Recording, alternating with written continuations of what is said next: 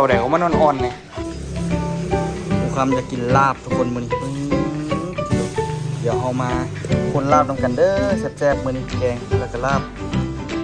คือจะกินอยู่ก็แต่ว่านุ่มเสียหางตกเลยแต่ว่าน้ำซีนมันก็ออกแล้วล่ะไอ้น้องเอาขึ้นมาเลยก่อน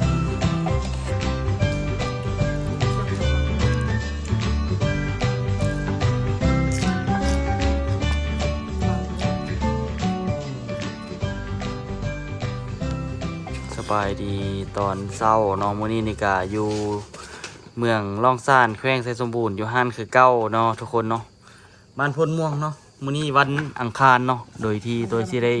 เกี่ยมเดินทางเป็นวันศุกร์เนาะทุกคนแล้วก็เฮ็ดหยังมื้อนี้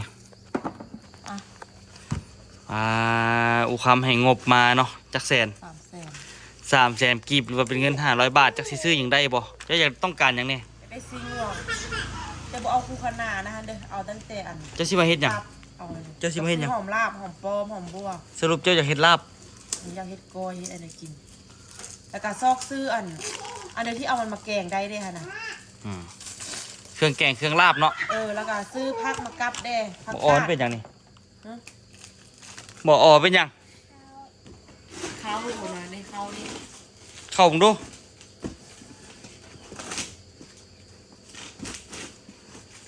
ปาดสิโดเอาไปฝากอนุสิทธิ์ไปให้ตุญา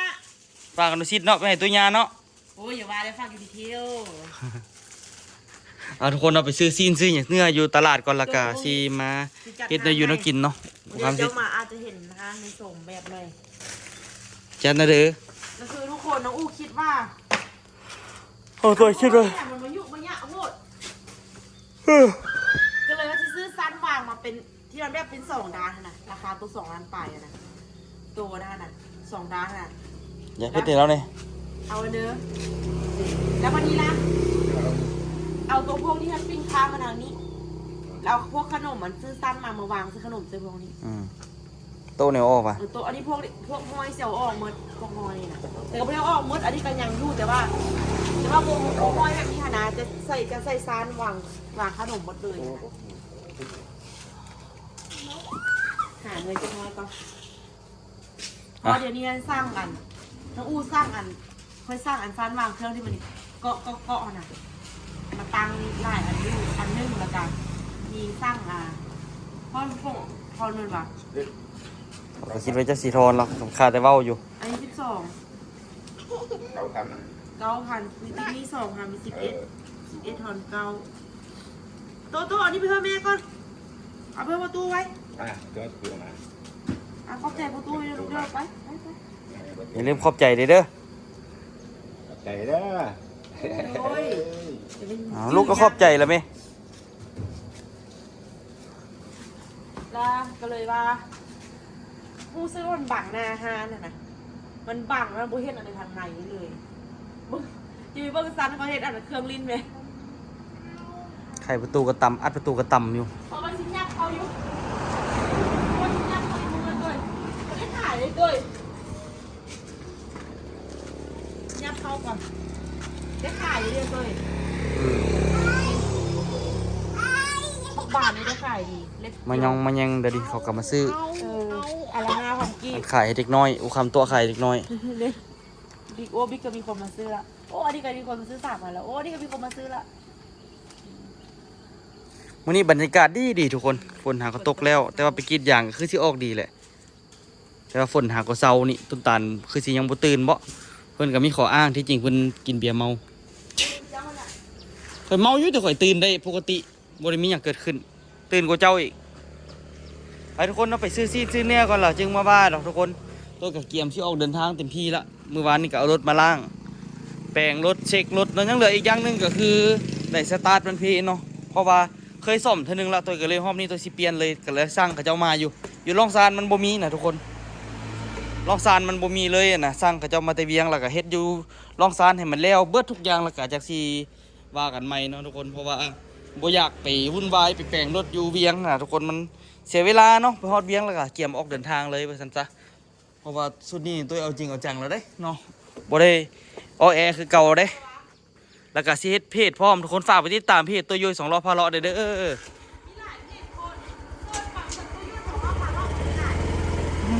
จางปะอันนั้นมันเพจปลอมมูคำฮะบายบายตัวยูนำแม่เด้อโดย ตัวคิดว่าสิอย่างคุณอยากบายบายสิอากาศดีนะทุกคนตอนเช้านี่นะ หายใจได้เต็มปอดเลยนะอากาศสดขนาด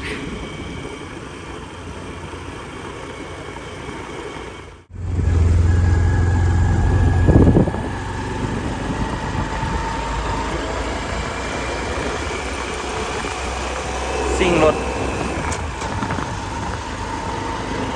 น้ำมันรถเต็มถังเนาะ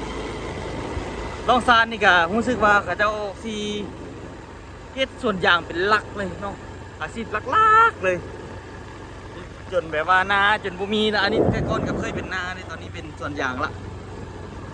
ตอนนี้นาเริ่มสิบุมีละจะหน่อยเข้าสิอึดโดนเมืองล่องซานนี่เพราะว่าผู้ใดกับโบเฮ็ดนาละ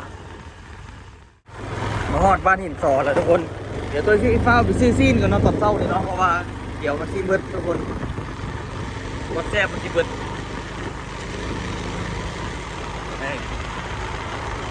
เดี๋ยวซีนงัวมาเฮ็ดลาบผู้คำว่าอยากกินลาบปัสดิ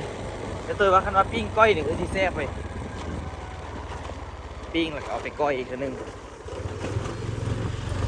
ซึมบรรยากาศดีทุกคนฝนหาตกแล้ว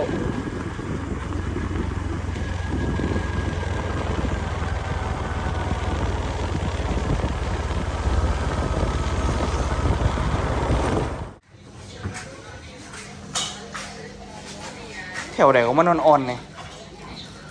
สิ้นงัวอันนี้มันยังสันคอป่ะอ่อนว่ะตัวนี้เรียบร้อยได้ซีนได้ผักได้หมักแตงซีนอยู่กับตารถแล้วเนาะกลับบาทนี้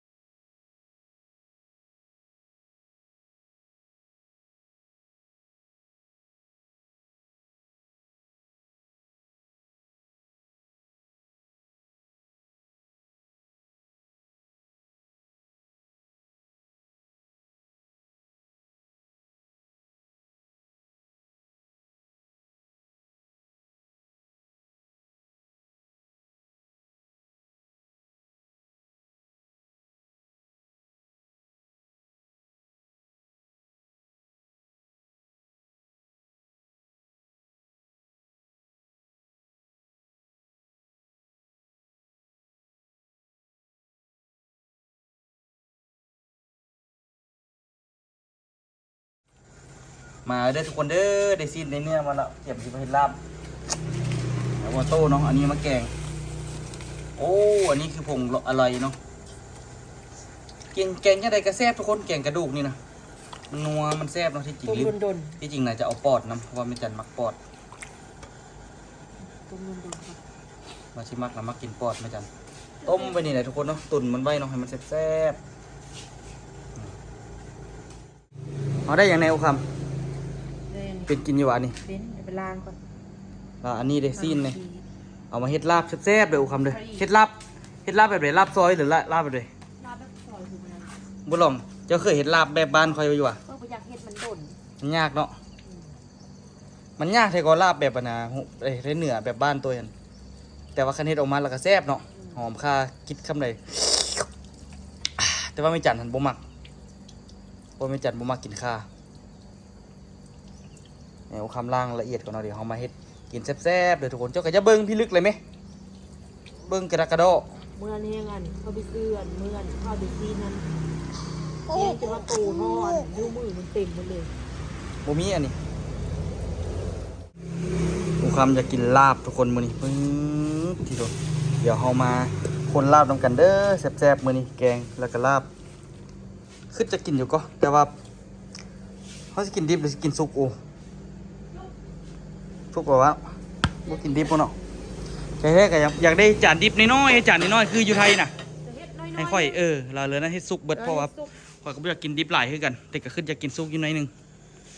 เวลาจะตุ๋นจะบ่ต้องเปิดไฟแรงแม่เปิดไฟเบาๆสม่ำเสมอก็ได้ละโอเคประมาณนี้ค่อยๆตุ๋นเนาะ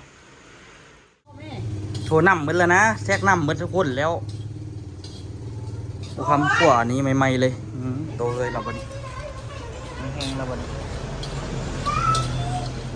มึงดูแกงพอดีแล้ววะ บ่ยัง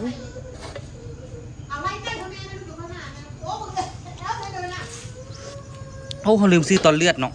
เดี๋ยวบ่ซื้อมา แซ่บบ่ได้อูจะสิใส่อย่างอีก ใส่เกลือใส่นวลค่อยก็ใส่อ่ะ แซ่บหรอก ไปเรียกครับอีโลด เดี๋ยวไปรอเก็บผักอีกก่อนทุกคนเพราะว่าสิได้เอาไปใส่แกงเนาะทุกคนแกงผักซี่นี่คนลาวนี่สินิยมใส่ใบอีเลิศเด้อทุกคนเด้อหรือว่าอยู่ภาษาไทยเขาเอิ้นแบบหยังวะสะพูอ่ะมีหยังนี่แหละตัวเห็นใบอีเลิศอยู่นี่หลายเติบกับอยู่หลังบ้านก็หลายเติบเพื่อกันเนาะอุคามบอกว่าเอาหลายๆว่าซั่นที่จริงใบนี่เก็บใส่ให้มันหอมแล้วลากก็พอละตัวบาได้ใส่พอมันหอมเนาะ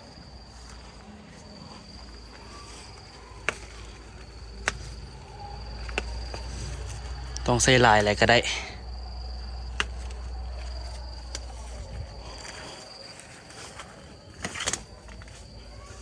เลือกบนเกิดขนาดได้ใบนี้ก็ได้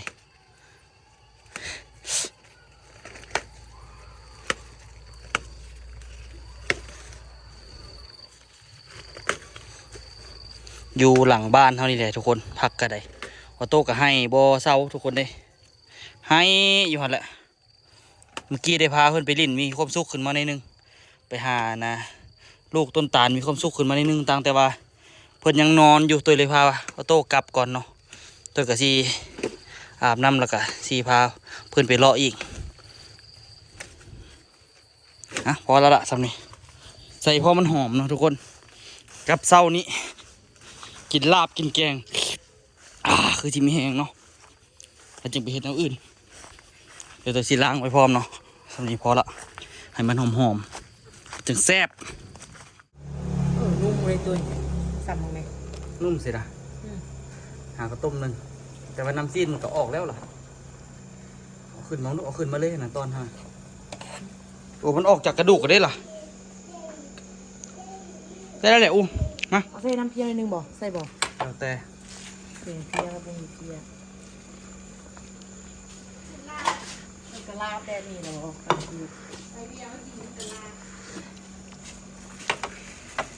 พอดีวะ ก็ให้มันเข้มข้นกว่าหันนิดนึงก็ได้จะบริเซลาบหรือเพียนี่ ใส่ต้มก่อนก็ ตัวนี้ใส่เลยดี แกงแม่พอกเลยเพราะว่า เอาเกลืออีกนิดนึงแกง คือน้ำเปล่าเหรอ ท่านว่าน้ำปลาก็ได้เกลือกับน้ำปลาคนละรสอีกได้เป็นเมารวมเลย พอแล้วเนาะ พอละหอมนิดนึง หอมขี้เพี้ยได้ยังไงเนี่ย ของแท้นะทุกคนขี้เพี้ยของแท้ใบเลือดเลยเนาะ ต้มใบอีเลือดไปเปื่อย บุเปื่อยอะไรกับบุได้ปะ โอ้บุเปื่อยบุเสียนะแม่เนาะ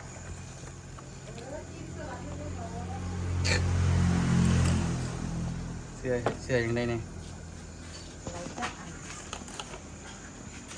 ฝาหม้อน้อยก็ไปทำอยู่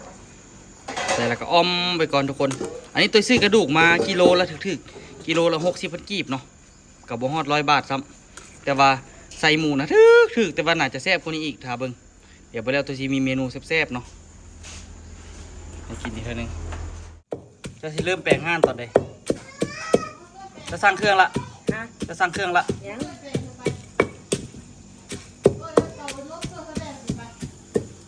เงินได้ก่อน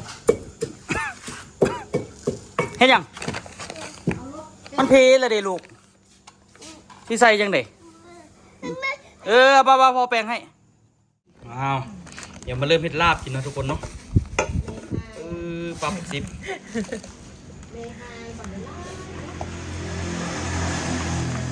ครับปักสาวเลยนี่หนึ่งวันกับมาดีขนาด เข้านี่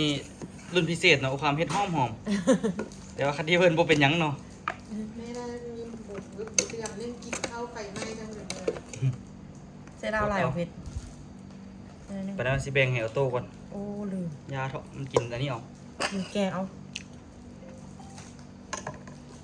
เดี๋ยวดูเขาว่าเขาลืมยังพอบอก ใส่หน่อยก็ใช่แล้ว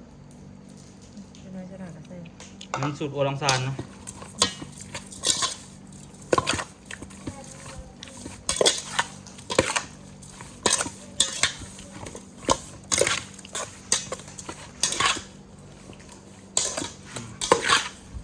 แต่แซ่บแท้ หอมบอก อันไหนเอ็ดไม่ไหมทุกคนข้าวคั่วของกับมีอ่ะ นี่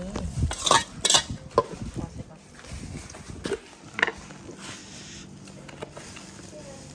คือจังไหนคือจะกินลาบ หูเลยมีเดี๋ยวสิกินว่าจะกินซีนหมูไงไปบ้านฉันแล้วกันเลยครับ เดี๋ยวก่อนเชียดนะ โอ้ยเข่าคาคอ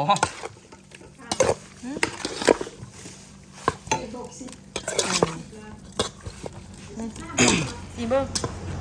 สอนพี่ ฮะชิมเลยป่ะ จาง น้ำปลา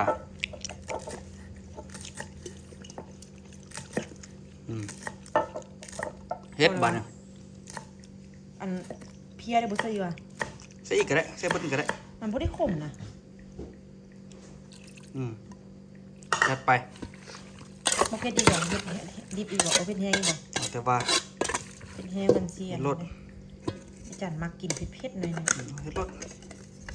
ไม่ได้ก็ได้จัดเข้าไปอีก ทำกันย้อม เผ็ดดิบสิอีกสิบ่เผ็ดไปใส่ข่อยเราบ่มากินเผ็ดเนี่ยเราะข่อยเจ็บกระเพาะตอนนั้น ก็เช่นอย่างกับพ่อมาขายสิบ่ค่อยเมื่อคืนนี้ค่อยไปเห็นโรงงานปทุมมาที่เขาเจ้าเฮ็ดยาพื้นเมือง อันดับหนึ่งในเรานะมีปัวยาปวกกระเพาะอีกตัวเฮ็ดมาขายซะบ่เนาะมันเป็นสมุนไพรที่เขาเจ้าอยู่ประเทศลาวโดยเฉพาะนะทุกคน สมุนไพรตัวนี้นะเขาเจ้าห้ามซื้อนะเขาเจ้ามาปรุงแต่งอยู่โรง พัก งาน มาพอดีแล้วอ่ะยำใส่เรื่อง พอยีเซอร์น้อยเดียวอ่ะ ใส่อย่างในเดียว หอมเซอร์น้อยเดียว ใส่หลายแล้วเนาะ พอยีเซอร์เอาแบ่งออกก็แล้วค่อยคั่วแล้วเดี๋ยวเขามาเซอร์อีก นั้นก็ได้มาเอาจานน้อยมาจานหนึงอันนี้เริ่มจะกินดิบแล้วก็รู้สึกว่ามันแซ่บไปหน่อย กินหลายก็พอดี นี่เด้อทุกคน ถ้า เนาะ เป็นสูตรลุงเด่นต้อง พอละ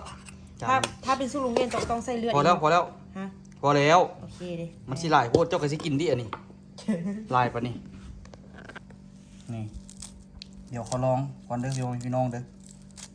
โซจะคำก่อน มือเราได้ทุกคนเนาะมันบ้านเนาะเรากินเอง จะไปคั่วก่อนจะไปคั่ว อันเฮ็ดหลายโพดอูมออกอีกไหมข่อยบ่ได้กินหลายปะนี่ก่อน เอาใส่ลงเพื่อแม่อยากกินน้ หน่อย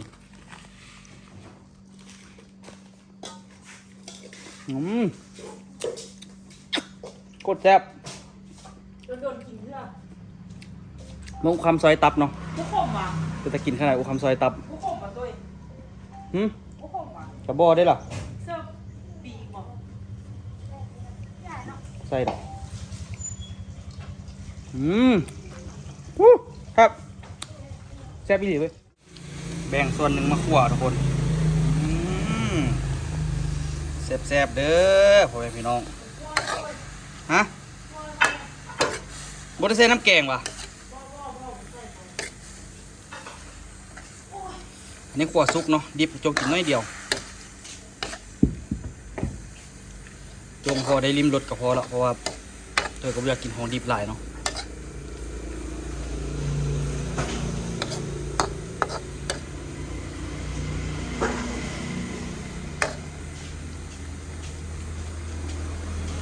นี่ตาแซ่บบ่ทุกคน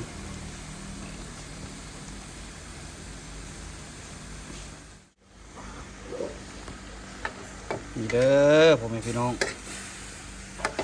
เอาซุกแห้งหรือเอาซุกธรรมดาบ่คำเอาซุกแห้งหรือซุกธรรมดาเดี๋ยวกินข้าวแล้วสิอาบน้ำบัดนึงก่อน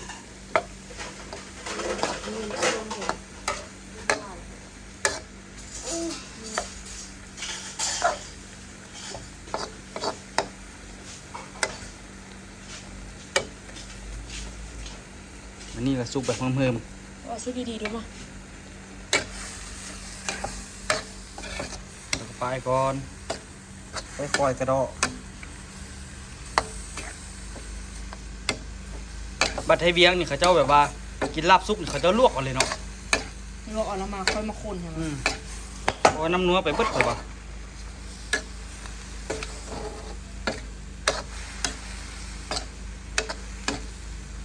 หิวข้าวละ10 โมงแล้วทุกคนหัวปั้นละแซ่บเด้อเดี๋ยวไปกินข้าวน้ำกันเนาะแซ่บๆมื้อนี้เบิ่งลาบแล้วก็แกงเด้อทุกคนเด้อแต่ว่าแกงอันนี้คือจะไม่ไปกินแล้วที่บอกมื้อนี้ได้กินลาบละเข้าหัวส่วนจุกๆแท้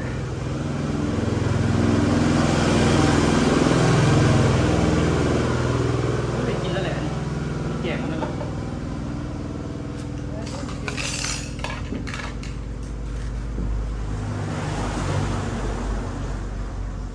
นี่รถเด้อยานรถนะมึงเนาะ ของแท้ อุ่นของเสียดาย ฉันรู้ก็ไปอุ้มกินมื้อหน้า อุ้มแล้วอุ้มเขากินแกงไม่อยากกินหรอกแกง ไปอุ้มมันช่วยแบบนี้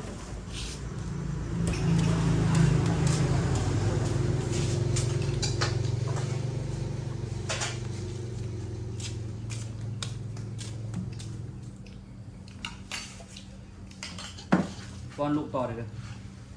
กินแล้วก็ป้อนกินแล้วก็ป้อน จ้ำมันจ้ำลาบซุปมัน เป็นเทสซี่ลาบที่แกงเอาตอนนี้ไม่เหย เอานอได้มากำมันอยู่กิน เอาพริกเอามาเนี่ยดินี่นี่นะเอาต้ม อันนี้จะกระลวกก่อนเทียมดำบิสดว่ะก็บุลวก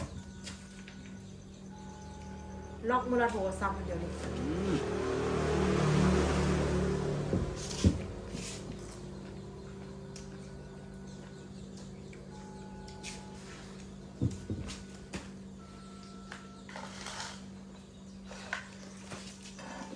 สดน้ำกอกๆทุกคนพอมีแห้ง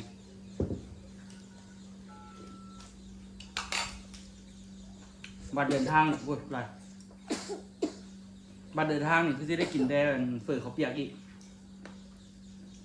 เขาสร้างร้านมากินเนี่ย ร้อยมาบัดอันนี้เป็นสร้างเราถ้วยซ้ำนี้ก็สาวค่ะ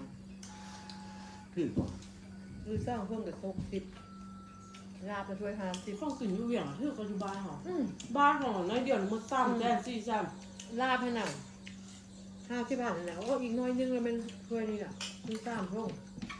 ลูกซื้อลาบแถวบ้าน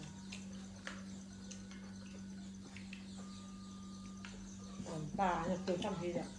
พันเนี่ยต้องเส้นพักทะเลพวกอย่างกันตัวห้าหัวห้างห้าทำเนี่ย ำลูกมีน้องสายเนี่ยเอากินเอง ไม่ว่าอยากกินพันปลากับบัวพาเนาะมันเห็นยาก อันเดียว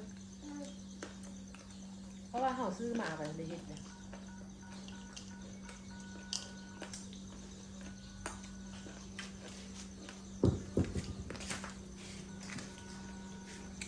แกงถ้ามีเครื่องใหญ่มีไส้มีตะครบหมดเลยแกงเลย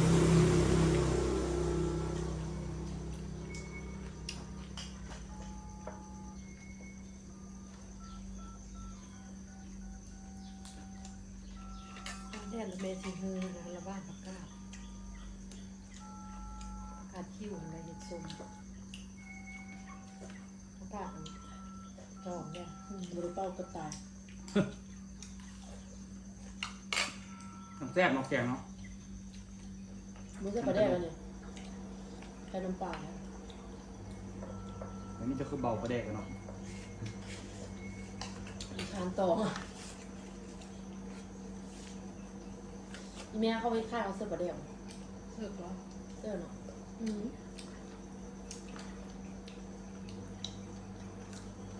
บางบอลใส่บางบอลหัวใส่แล้วแต่สูตรไปสูตรมัน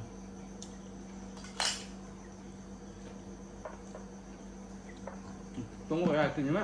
ขับมุมเนาะ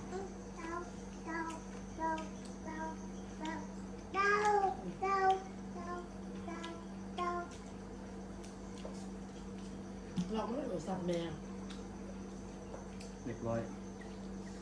5 นาที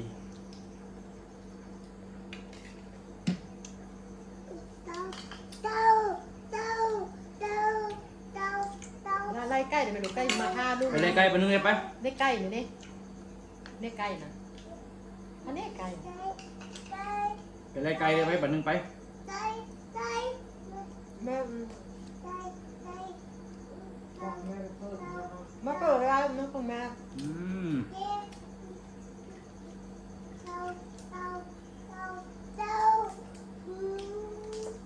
ลาบดิบผัดตอนนุ่มเนาะ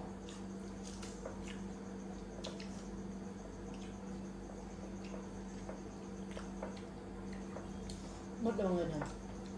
นี่ย ทำซอง ปล่อยมาไว้ทั้งคืนเลยดิเหลือ30 ปลายพัน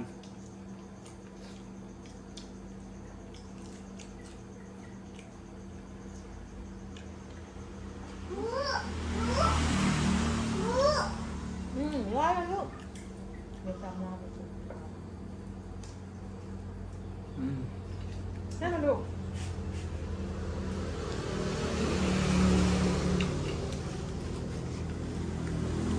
นอนรถกอก มันยูทูบจะเข้าแล้ววะ จ่ายไปเลยดิ เป็นบุกเข้าไปเลยที่เราสร้างมาละ เข้ามือเศร้าดิ เข้าจุดหนึ่ง เข้าปุ๊บแดงปั๊บเลยนะ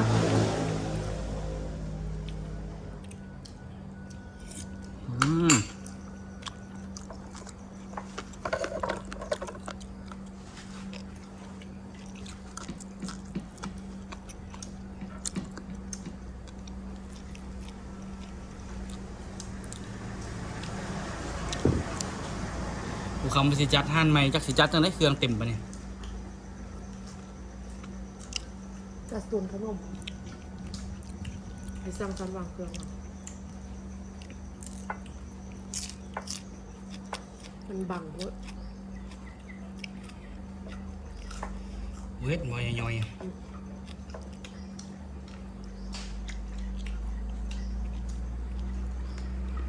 เอาสั่งเกยมาให้มา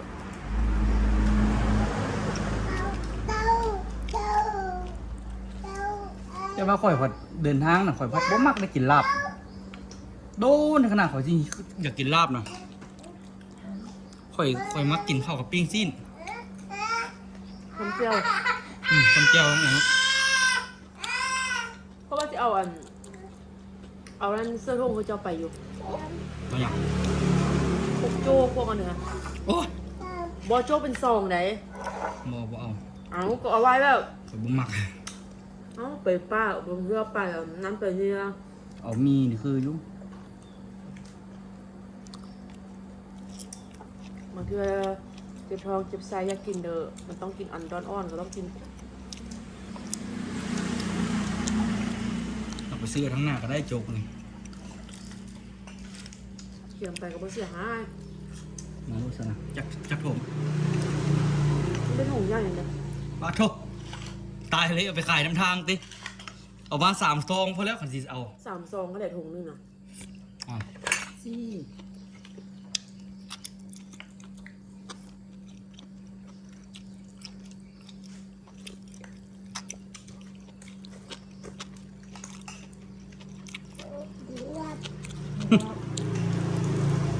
เจ้าคือผู้เดินทาง ออกน้ำยอนแล้วออกน้ำตูเลย ผมได้ไปหาเขาไอ้เมฆไอ้เกดก่อนดิ อืม อันน่ะฮู้แบบฮู้นอน